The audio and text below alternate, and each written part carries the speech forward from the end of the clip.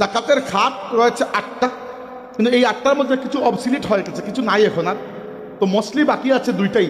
আল্লাহ রাব্বুল আলামিন বলেছেন ইন্নামাস সাদাকাতু লিল ফুকারাই ওয়াল মাসাকিন ওয়াল আমিলিনা আলাইহা ওয়াল মুআল্লাফাতি কুলুবুহুম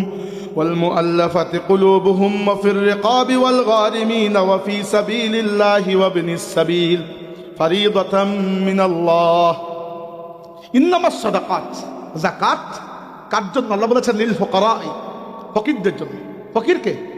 ফকির হচ্ছে যার কিছু সম্পদ আছে কিন্তু এত বেশি নাই যে তাকে ধনী বলা যায়।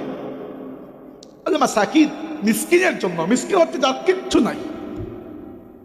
তো এজন্য ফকিরকে বলা হয় মান লাহু শাইউন, যার সামান্য টাকা পয়সা আছে। আর মিসকিন হচ্ছে মান লাইসা লাহু শাইউন, যার কিছুই নাই, বিটা মাটিও নাই প্রায়, এই অবস্থা, এটাকে মিসকিন বলা হয়। তাহলে এই 2 খাত।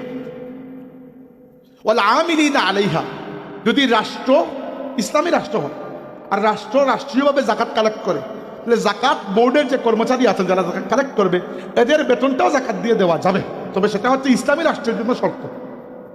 ওয়াল মুআল্লাফাতি কুলুবুহুম, কোনো নমুসলিম ইসলাম কবুল করলো বা এমন মানুষ যে ইসলামের প্রতি খুবই সিম্পেথি রাখে কিন্তু মুসলমান এখনো হয় নাই, হবে এরকম অবস্থা, আপনি যদি তার মনকে ইসলামের দিকে ঝুঁকানোর জন্য জাকাত দিতে হয় তাহলে চাইলে দিতে পারবেন। বাট এইটা এখন আর নাই। উমর রাদিয়াল্লাহু খেলাফতকালে তিনি ওইটাকে আটকে দিয়েছেন, কারণ আল্লাহর রাসূলের সময় মুসলমানদের সংখ্যা কম ছিল, শক্তি একটু কম ছিল, তাই এদেরকে ইসলামের দিকে টানতে হইতো। উমর রাদিয়াল্লাহু খেলাফতকালে অর্ধ জাহানে ইসলামের বিজয় কেতন উড়েছে। তখন তো আর দরকার নাই কেউ টাকা দিয়ে মন খুশি করার, আসলে আসো না আসলে নাই। ওয়াফির রিকাবি, এবং রিকাব হচ্ছে দাসমুক্তি। ইসলামে এইটা বড় সওয়াবের কাজ।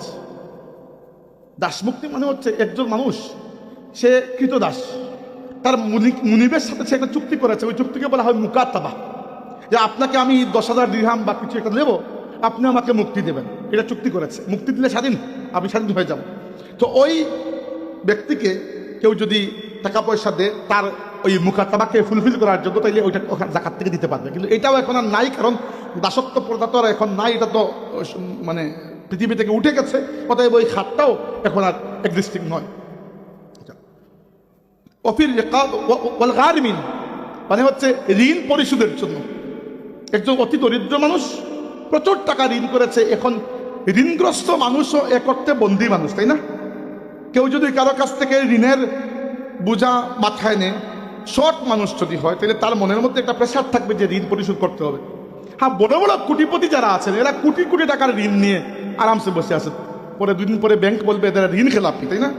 কিন্তু যারা এত কোটি টাকা কখনো স্বপ্নেও দেখে নাই, আমার আপনার মতো মানুষ, এরা কারো কাছ থেকে 1 লাখ টাকা ঋণ করলে মনের মধ্যে একটা প্রেশার থাকবে যে কখন ঋণ পরিশোধ করব। তো সে যদি ধনী হয় করবে তার, কিন্তু সে যদি দেউলিয়া হয়ে যায়, গরিব হয়ে যায়, আর তার ঋণ পরিশোধের জন্য আপনি জাকাতের অর্থ ব্যয় করেন, তাহলে করতে পারবেন, নিয়ম আছে।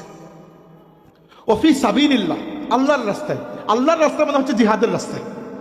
আল্লাহর রাস্তায় জিহাদ হচ্ছে ওই এটা জিহাদ বলতে আপনি নিজের আন্দাজে এক জিহাদ শুরু করে দিলে হবে না, প্রকৃত পক্ষে জিহাদ ফি সাবিলিল্লাহ হতে হবে। অনেক সময় জিহাদ ফি সাবিলিল্লাহর নামে ফাসাদ ফি সাবিলিল্লাহ হয়েছে, তাই না?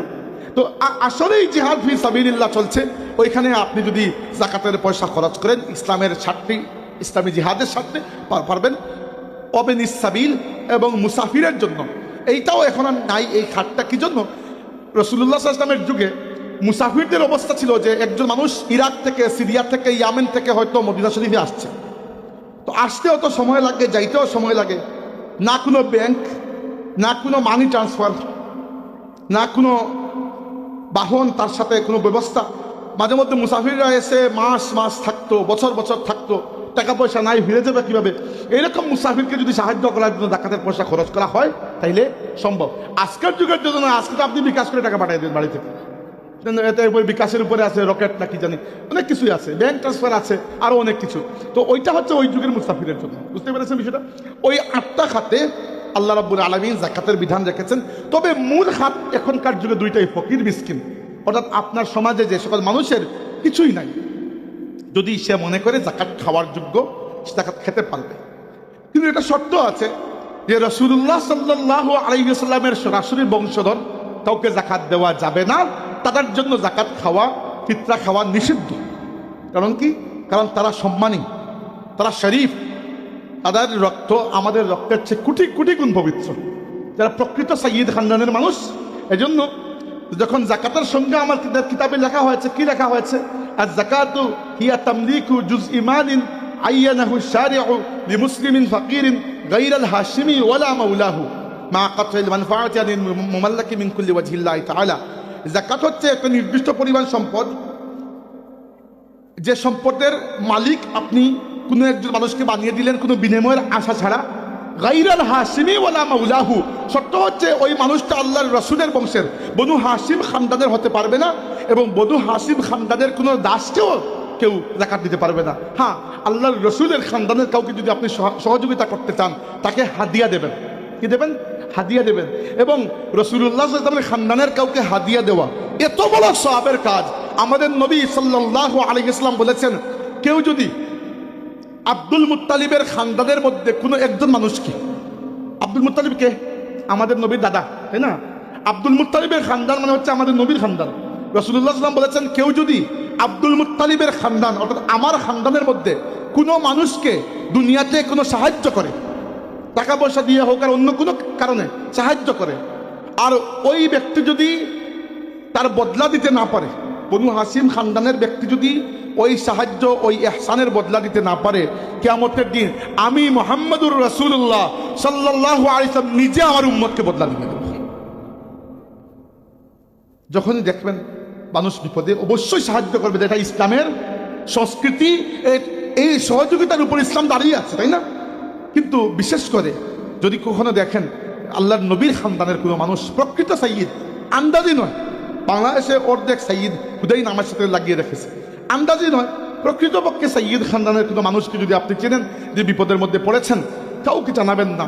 এবং মোটেও সদকা, খায়রাত, যাকাত, ফিতরা এগুলার নিয়ত করবেন না। হাদিয়া, উপহার স্বরূপ কিছু দিয়ে দেবেন, আর আশা রাখবেন এইটা যে ভাই আমি আপনার কাছে দুনিয়াতে কোনো বদলা চাই না, আমি আপনার নানা রাসূলুল্লাহ সাল্লাল্লাহু আলাইহি ওয়াসাল্লামের কাছে আখিরাতের দিনে বদলা চাই। হবে না এরকম? আচ্ছা, যাকাত সম্পর্কে অনেক কথা বলে ফেলেছি, আর বলবো না।